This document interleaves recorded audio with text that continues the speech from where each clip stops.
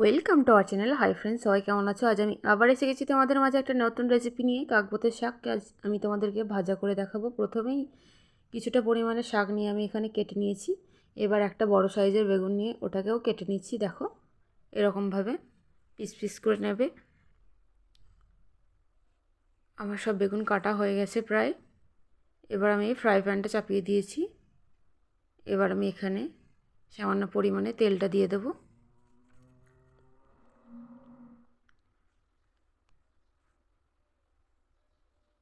এবার আমি এখানে 3টে শুকনো লঙ্কা দিয়েছি।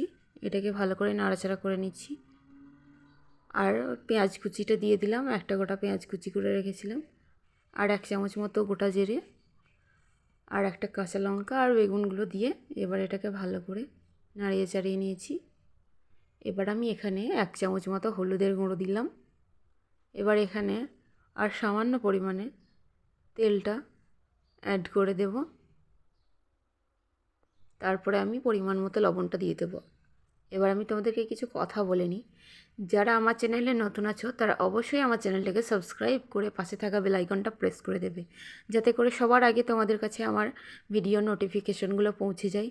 আর যারা আমার সাবস্ক্রাইবার আছো তাদেরকে অসংখ্য ধন্যবাদ।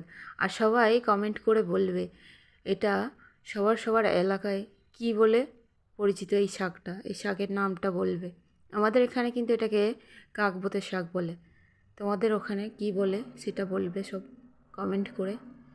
দেখো, এবার আমার শাকের মধ্যে থেকে জলগুলো বেরিয়ে গেছে। এবার এইভাবে আমি কিছুক্ষণ করে নিয়েছি। ভালো লাগলে অবশ্যই লাইক কমেন্ট শেয়ার করবে। Thank you so much everyone.